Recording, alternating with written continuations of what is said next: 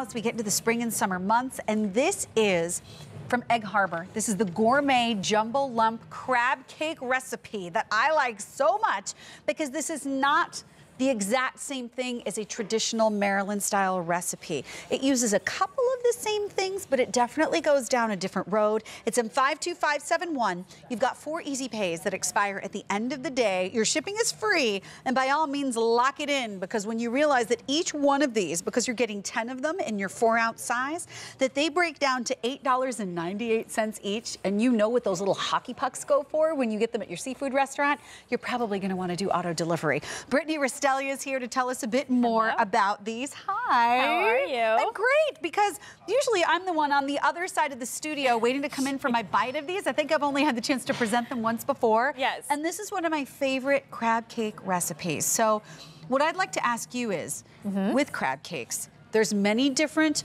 recipes out there, many different types of crab meat that are used in the recipes. Where do we start with this one? Absolutely. So this crab cake is all jumbo lump crab meat. Okay. So there's no other types of crab meat in this crab cake, which is really what makes it special. So that means no claw meat, no back fin, no special or any of that stuff. No. It's only. We're literally starting with a bowl of jumbo lump crab meat. Okay. And then we worked really hard at Egg Harbor to get a crab cake together that didn't have filler in it, but how to keep it together. Right. So what we did is we got some eggs, some fresh mayonnaise, some fresh Dijon mustard, just some herbs, and we fold that together first. In the other bowl, because these are made by hand, they are not factory made with machinery. You know what, if you did this with machinery, you would end up with that hockey puck. The machines would be way too rough with the delicacy of the crab meat. So yes, hand making is important. So we take the crab meat and then we fold all of this into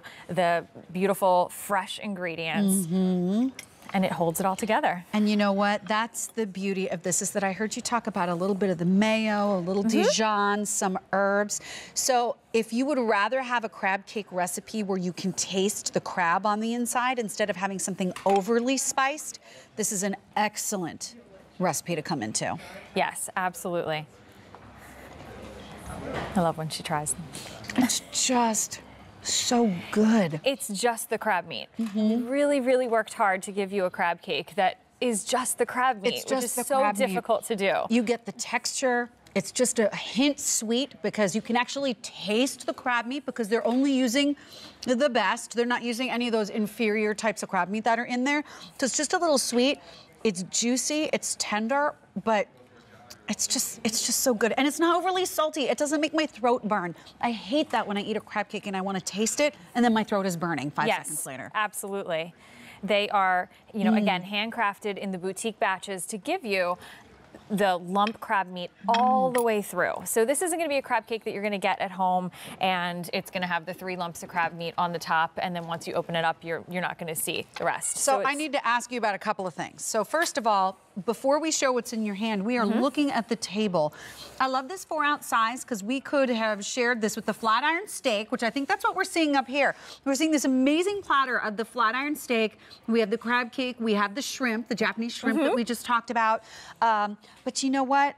I love that you can actually take the crab cake and use it in other applications. Wait, what were you going to put on this plate? Absolutely. So again, you just said about the seafood in the summer. It's such a fun time to use the fresh ingredients. Right? So here we just have a simple salad with some tomato and some chopped up mango. Gosh, it's beautiful with those colors. And then we just did some buttermilk ranch. Ah, that is spring and summer right there. But it's just such a fun time of year to be using all those fresh vegetables and fresh fruits, and the crab pairs so nicely with it. It does. This is adorable, what's over here. I love this crab cake sandwich idea and the presentation of it, where you did with the little papers and you wrapped it up in parchment paper. Oh, absolutely. This is so much fun as like a cute little idea to do. And what are you putting on there? So this is a traditional tartar. I know earlier you said that you like traditional cocktail.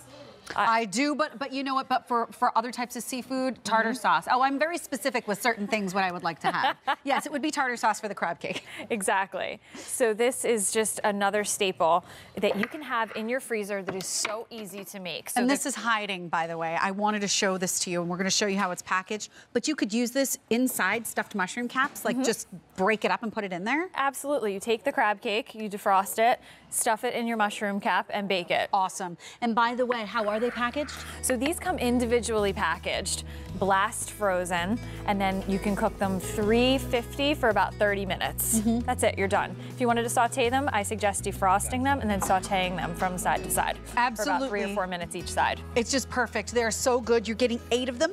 We are down to the final 500 of these to go around. So keep that in mind. Grab your 4 Easy Pays and lock it into auto delivery because, again, they're less than $9 a piece. So M52571, thank you, my dear. Thank you, Sharon. But if you ever wonder what happens behind the scenes, that was a cool little shot. Did you see that? There was you right there in the camera. We're moving, we're grooving. Bye, Brittany. It was nice to see you. Don't get run over by moving tables that are happening here. But this is the fun part. Like you really, unless you got a specific shot of what's happening behind the scenes, would never know that it gets crazy back here sometimes. And we do spill things occasionally. That does happen. Not hot oil. But not today, thank you. Yes, hopefully not hot oil. But we're continuing with this wonderful sort of light, fresh theme throughout the show today with Perfect Gourmet, and this is our second top find that we have in the show. Why is that? Because these are always popular. If it's around Christmas time, it's because a lot of people are serving them as appetizers. If it's all the rest of the